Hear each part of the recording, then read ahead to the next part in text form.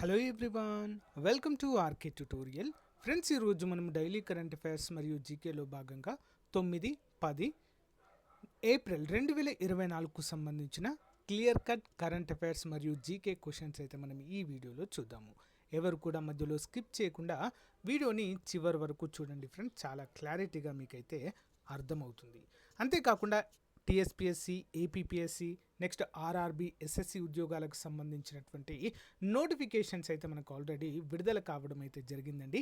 మీరు కనుక సీరియస్ ఆస్పిరెంట్స్గా ఉండి జాబ్ మీకు లక్ష్యంగా ఉన్నట్లయితే తప్పకుండా మన యాప్లో కోర్స్ తీసుకోండి ఫ్రెండ్స్, మీకు చాలా బాగా యూస్ఫుల్గా ఉంటుంది. ఓకే, ఎందుకంటే నిష్ణాతులైన ఫ్యాకల్టీ చేత క్లాసెస్ చెప్పించి జస్ట్ నామినల్ ప్రైస్ అండి, చాలా తక్కువ కాస్ట్కి అందిస్తున్నాము.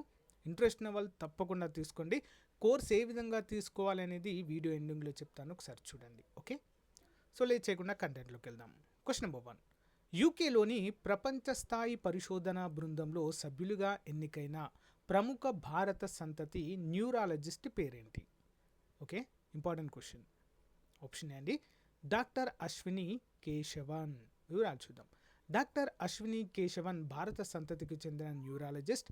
యూకేలోని ప్రపంచ స్థాయి పరిశోధనా బృందంలో భాగానికి ఎంపికయ్యారు. మరి ప్రతిష్టాత్మక బృందానికి రక్త పరీక్షల ద్వారా చిత్త వైకల్యాన్ని గుర్తించడానికి, పరిశోధన నిర్వహించడం మరియు ఈ విధానానికి మద్దతుగా మరిన్ని ఆధారాలను సేకరించడం వంటి కీలకమైన పనిని అప్పగించారు. సాధారణ రక్త పరీక్ష ద్వారా చిత్త వైకల్యాన్ని నిర్ధారించే సామర్థ్యము, పరిస్థితిని గుర్తించే మరియు నిర్వహించే విధానంలో విప్లవాత్మక మార్పులు చేయగలదు. కాబట్టి పరిశోధనా బృందం యొక్క పరిశోధనలు రాబోయే 5 ఏళ్లలో విస్తృత ప్రభావాన్ని చూపుతాయని భావిస్తున్నట్లుగా తెలియజేశారు. Question number 2. National women's hockey league 2024-25 ప్రారంభ సీజన్ ఏప్రిల్ 30 నుండి మే 9 వరకు నిర్వహించనున్న ప్రముఖ నగరం, హోస్ట్ సిటీ అండి. Okay, national women's hockey league. Okay, answer options అండి, రాంచీ. వివరాలు చూద్దాం. నేషనల్ ఉమెన్స్ హాకీ లీగ్ 2024-25 ప్రారంభ సీజన్తో భారత హాకీ ల్యాండ్స్కేప్ ఒక సంచలనాత్మక ఈవెంట్ను చూసేందుకు సిద్ధంగా ఉంది. ఏప్రిల్ 30 నుండి మే 9 వరకు రాంచీలో జరగాల్సి ఉంది. ఈ లీగ్ భారతదేశంలోని అగ్రశ్రేణి ఉత్కంఠభరితమైన ప్రదర్శనగా హామీ ఇస్తుంది. మహిళల హాకీ ప్రతిభ, లీగ్ నిర్మాణం మరియు స్కోరింగ్ సిస్టమ్ ఈ లీగ్ను 2 దశల్లో నిర్మించారు. అన్ని మ్యాచ్లు రాంచీలోని మారంగ్ గోమ్కే జైపాల్ సింగ్ ఆస్ట్రోటర్ఫ్ హాకీ స్టేడియంలో జరుగుతాయి. ఇంపార్టెంట్ అండి. Question number 3. ఆర్థిక సంక్షోభం కారణంగా నూతన ఆర్థిక స్థిరీకరణలో భాగంగా జిగ్ అనే కొత్త బంగారు ఆధారిత కరెన్సీని ఇటీవల ప్రవేశపెట్టబడిన దేశము. ఇంపార్టెంట్ క్వశ్చన్ అండి. జిగ్ పేరేంటి?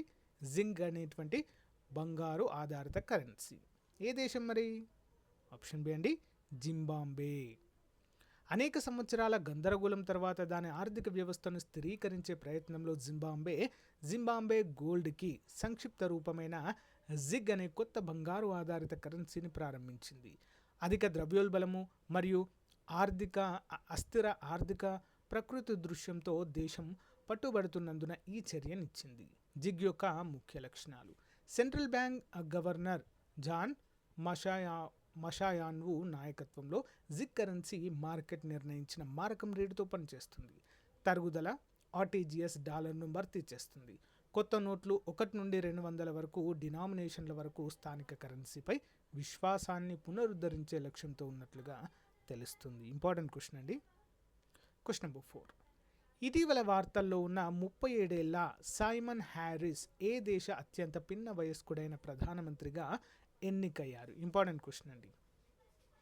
ఆన్సర్ ఆప్షన్స్ అండి, ఐర్లాండ్. Okay, Ireland important. గత నెలలో రాజీనామా చేసిన లియో వరాద్కర్ తర్వాత 37 ఏళ్ల సైమన్ హ్యారిస్ ఐర్లాండ్ యొక్క అత్యంత పిన్న వయస్కుడైన ప్రధానమంత్రిగా ఎన్నికయ్యారు. హ్యారిస్ మాజీ ఆరోగ్య మరియు ఉన్నత విద్యా మంత్రి, స్వాతంత్ర్య చట్టసభ సభ్యులు, అలాగే అతని సంకీర్ణ భాగస్వాములు ఫియానా ఫెయిల్ మరియు గ్రీన్ పార్టీ నుంచి మద్దతును పొంది పార్లమెంటులో 68-69 ఓట్లతో నామినేషన్ పొందడం అయితే మనము చూడవచ్చు. ఇంపార్టెంట్ క్వశ్చన్ అండి. Next question number 5. అంతర్జాతీయ క్రికెట్ మండలి మార్చి 2024 కొరకు ఐసీసీ ప్లేయర్ ఆఫ్ ది మంత్గా క్రింది వారిలో ఎవరిని పేర్కొంది? ఇంపార్టెంట్. ఆప్షన్ ఏ అండి కమిందు మెండిస్ శ్రీలంక అండి. వివరాలు చూద్దాం. అంతర్జాతీయ క్రికెట్ మండలి శ్రీలంక క్రికెటర్ కమిందు మెండిస్ను మార్చి 2024 కొరకు ఐసీసీ పురుషుల ప్లేయర్ ఆఫ్ ది మంత్గా పేర్కొంది.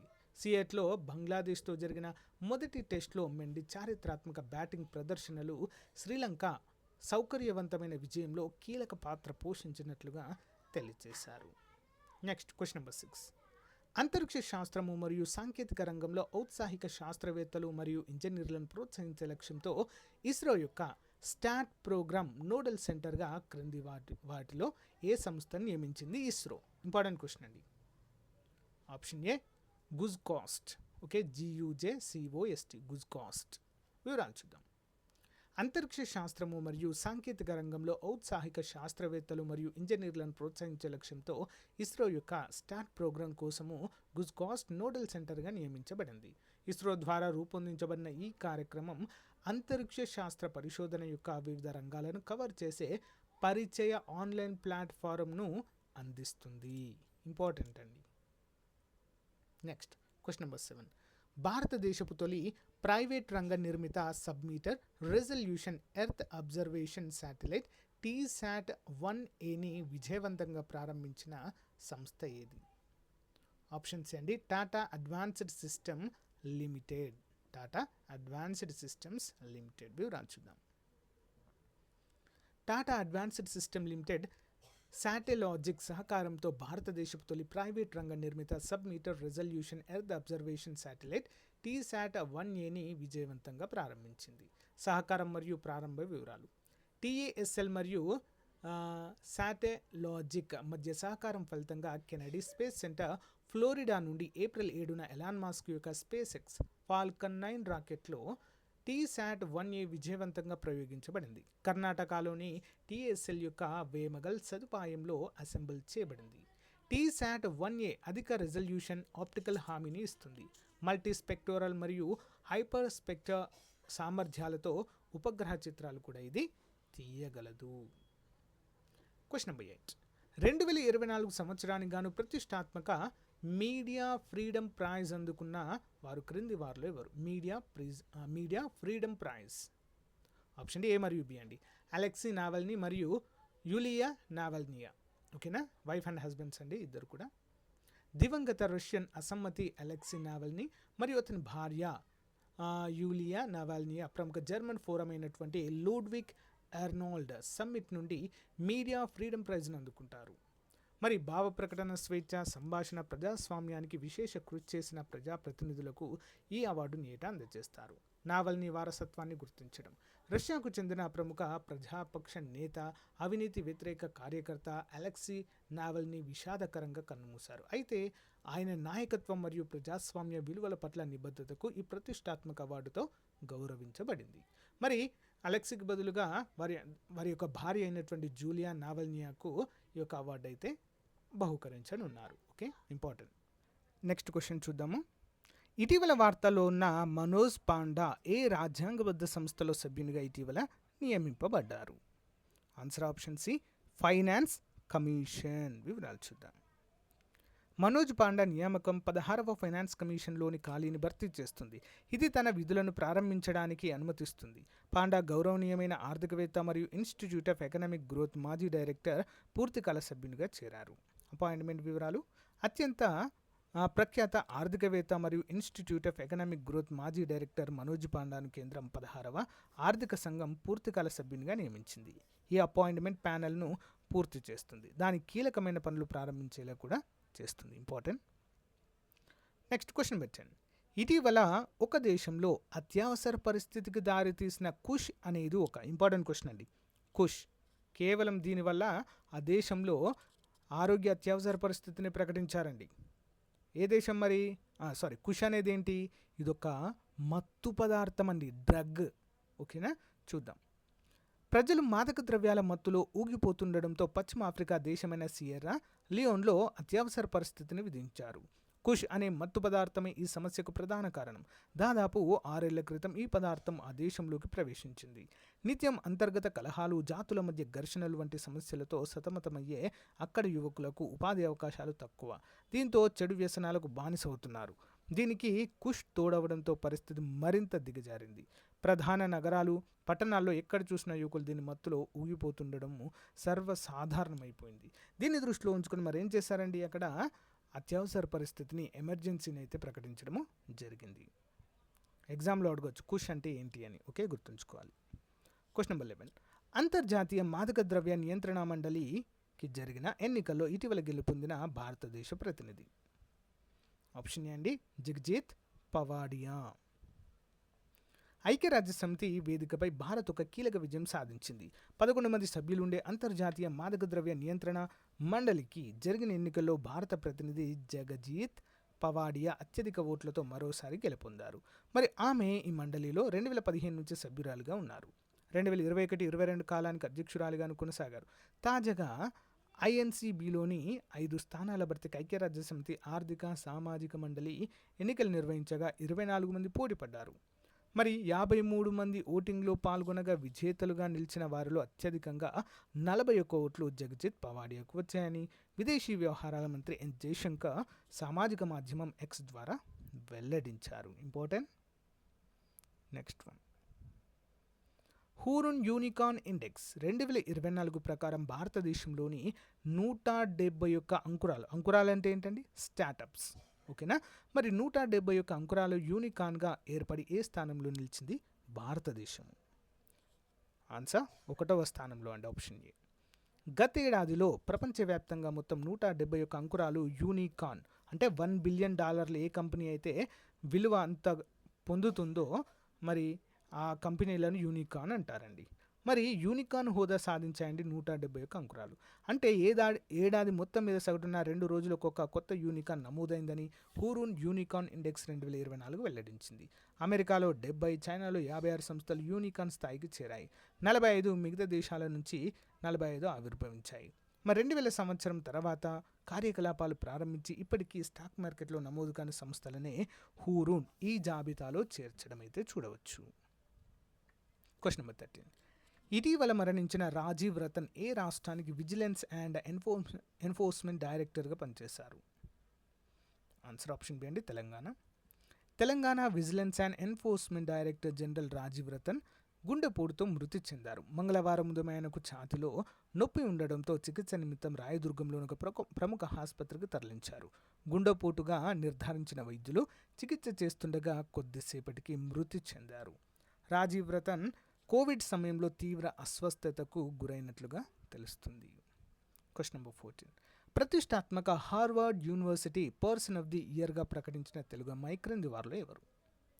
ఆప్షన్ ఏ అండి, అవంతిక వందనపు. ఎందుకండి మరి వీరికి అవార్డు వచ్చిందో చూద్దాం.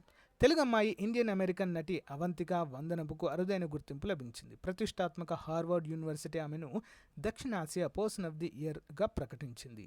మీన్ గర్ల్స్ సినిమాలో తన నటనతో అలరించిన ఆమె నట ప్రస్థానం ఇప్పుడే మొదలైందని కితాబిచ్చింది. తన అద్భుత నటన ప్రదర్శనతో అంతర్జాతీయ, భారతీయ వినోద పరిశ్రమలపై ఆమె చెప్పుకోదగ్గ ప్రభావాన్ని చూపించిందని తెలిపారు. Question number 15. ఇటీవల మరణించిన ప్రముఖ నోబెల్ అవార్డు గ్రహీత పీటర్ హెంగ్స్ ఏ దేశస్థుడు? ఆప్షన్ డి అండి, బ్రిటన్కు చెందిన ప్రఖ్యాత భౌతిక శాస్త్రవేత్త, నోబెల్ అవార్డు గ్రహీత పీటర్ హెంగ్స్ సోమవారం కన్నుమూశారు. స్వల్ప అనారోగ్యానికి గురైన ఆయన తన ఇంట్లో తుదిశ్వాస విడిచారని ఎడిన్బర్గ్ యూనివర్సిటీ ప్రకటించింది. ఈ యూనివర్సిటీలో పీటర్ హెంగ్స్ దాదాపు 50 ఏళ్లు ప్రొఫెసర్గా పనిచేశారు. 1964లో ఆయన కనుగొన్న ద్రవ్యరాశి కణ సిద్ధాంతానికి గాను 2013లో నోబెల్ అవార్డు దక్కింది. ఇంపార్టెంట్. Next additional questions.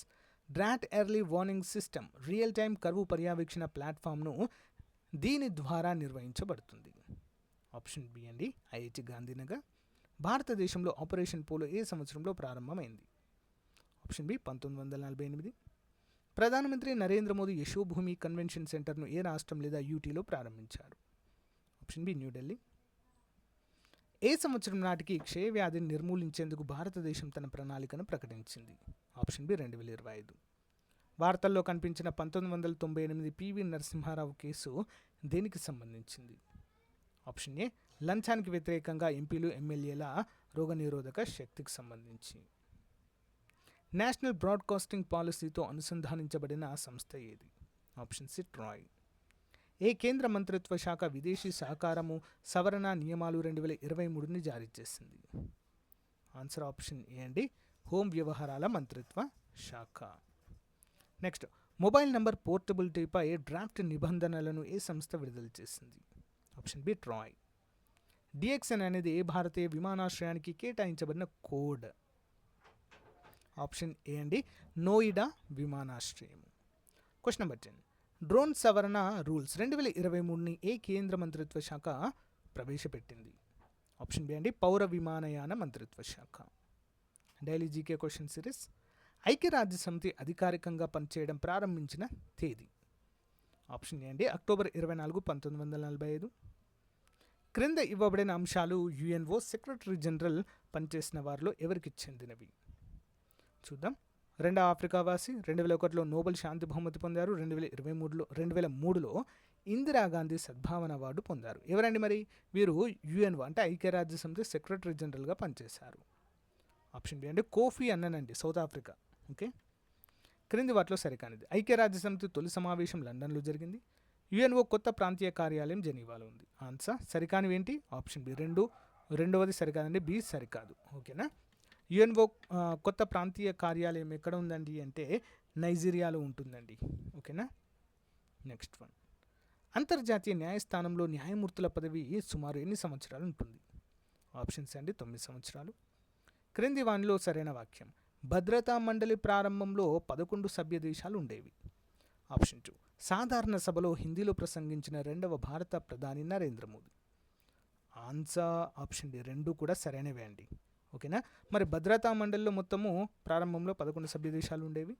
హిందీలో ప్రసంగించిన రెండవ ప్రధాని నరేంద్ర మోదీ. మొదటి వ్యక్తి ఎవరంటే అటల్ బిహారీ వాజ్పేయి గారు. నెక్స్ట్ వన్, సెక్రటరీ జనరల్గా అతి తక్కువ కాలం పనిచేసిన వ్యక్తి క్రింది వారిలో ఎవరో గుర్తించండి. Option A Boutros Ghali. క్రింది వాటిని జతపరచండి. అంతర్జాతీయ పర్యాటక సంవత్సరం, మానవ హక్కుల సంవత్సరము, అంతర్జాతీయ విద్యా సంవత్సరము, అంతర్జాతీయ మహిళా సంవత్సరం. అంటే ఈ సంవత్సరాలను ఐక్యరాజ్య సమితి ప్రకటిస్తూ ఉంటుందండి. ఓకేనా. చూద్దాం. ముందుగా అంతర్జాతీయ పర్యాటక సంవత్సరంగా 1967ను గుర్తించారు. మానవ హక్కుల సంవత్సరంగా 1968, అంతర్జాతీయ విద్యా సంవత్సరంగా 1970, మరి అంతర్జాతీయ మహిళా సంవత్సరంగా 1975ను గుర్తించడము జరిగింది. నెక్స్ట్ వన్, ప్రకృతి వైపరీత్యాలు ఏర్పడినప్పుడు ఆహార అవసరాలను తీర్చడానికి ఏమి తోడ్పడుతుంది? ఆన్సర్ ఆప్షన్ సి, ప్రపంచ ఆహార పథకము. నెక్స్ట్ వన్, క్రింది వానిలో తప్పుగా జతపరచబడినది ఏది? ఆప్షన్ బి అండి, ఐఎఫ్సి 1965. ఇంపార్టెంట్ క్వశ్చన్ అండి. నెక్స్ట్, ఏ సంస్థ యొక్క మొట్టమొదటి సమావేశం 1951 మార్చిలో ఫారెన్లో జరిగింది? ఆప్షన్ డి, ప్రపంచ వాతావరణ సంస్థ. ఇంపార్టెంట్. సో గైస్, ఇది ఈ రోజుకు సంబంధించిన మోస్ట్ ఇంపార్టెంట్ కరెంట్ అఫైర్స్. మీకు నచ్చితే లైక్ చేయండి, తప్పకుండా మీ ఫ్రెండ్స్తో షేర్ చేయడం మాత్రం మర్చిపోవద్దు. Thank you for support. Have a nice day. By. Hey guys, మన ఆర్కే ట్యుటోరియల్ యాప్లో కోర్స్ పర్చేజ్ చేసే విధానము కొంతవరకు చేంజ్ కావడం అయితే జరిగిందండి. సో దాన్ని దృష్టిలో ఉంచుకొని చాలామంది అభ్యర్థులు అడుగుతున్నారు. మీ డౌట్స్కి క్లారిఫికేషన్ అయితే వస్తుందండి. సో మన యాప్లో తెలంగాణ, ఆంధ్రప్రదేశ్, సెంట్రల్ ఉద్యోగాలకు సంబంధించి అన్ని కోర్సెస్ అందుబాటులో ఉన్నాయండి. సో చాలా తక్కువ కాస్ట్లో అందుబాటులో ఉన్నాయి. సో యాప్ ఓపెన్ చేయగానే స్టోర్ ఆప్షన్ వస్తుందండి. స్టోర్ పైన క్లిక్ చేయగానే మీకు అన్ని కోర్సెస్ వస్తాయి. ఫర్ ఎగ్జాంపుల్ మెంటల్ ఎబిలిటీ కొనాలనుకుంటున్నారనుకోండి, దానిపైన క్లిక్ చేయండి. క్లిక్ చేయగానే మీకు ఇక్కడ ఐ ఆమ్ ఇంట్రెస్టెడ్ అని కనిపిస్తుందండి. దీనిపైన క్లిక్ చేయండి. క్లిక్ చేయగానే మీకు వెంటనే ఒక మెసేజ్ అనేది మీ వాట్సాప్కి, ప్లస్ మీరు వాట్సాప్ నెంబర్తో లాగిన్ అయితే వాట్సాప్కి వస్తుంది. నార్మల్ నెంబర్తో అయితే మొబైల్ నెంబర్కి మెసేజ్ అయితే వస్తుంది. ఓకేనా. సో దీన్ని క్లోజ్ చేసి వెంటనే మీ వాట్సాప్ ఓపెన్ చేయగానే ఈ విధంగా హాయ్ అని మీ పేరుతో వస్తుందండి. సో ఈ విధంగా బై నౌ అనే ఆప్షన్ కూడా చూపిస్తుంది ఇక్కడ. ఓకేనా. సో ఏ కోర్స్ మీరు కొనాలనుకుంటున్నారో దేనిపైన క్లిక్ చేస్తారో కూడా చూపిస్తుంది. సో ఇక్కడ బై నౌ అనే ఆప్షన్ పైన క్లిక్ చేయండి ఫ్రెండ్స్. సో దానిపైన క్లిక్ చేయగానే మీకు డైరెక్ట్గా ఓపెన్ అవుతుందండి. ఓకేనా. పేమెంట్ గేట్వే ఓపెన్ అవుతుంది. ఇక్కడ నుంచి మీరు గూగుల్ పే కానీ, ఫోన్పే కానీ, సో డైరెక్ట్ ఇంటర్నెట్ బ్యాంకింగ్ ద్వారా కూడా కోర్స్ అయితే పర్చేజ్ చేయవచ్చు. చూడండి, ఇక్కడ పే నవ్ అనగానే పే నవ్ అయిపోతుంది. సో గైస్, మీ మొబైల్ కూడా ఈ విధంగా మెసేజ్ వస్తుందండి. ఇక్కడి నుంచి కూడా మీరు ఇక్కడ ఇచ్చిన లింక్ పైన క్లిక్ చేసి పర్చేజ్ అయితే చేయవచ్చండి. చాలా సింపుల్గా అన్ని కోర్సులపైన ఆఫర్స్ అయితే ఉన్నాయండి. తెలంగాణ అన్ని ఉద్యోగాలకు, ఆంధ్రప్రదేశ్ అన్ని ఉద్యోగాలకు, సెంట్రల్ ఉద్యోగాలకు కూడా కోర్సులు ఉన్నాయి. ఒకసారి డెమో చూసి వెంటనే పర్చేజ్ చేయండి. Thank you.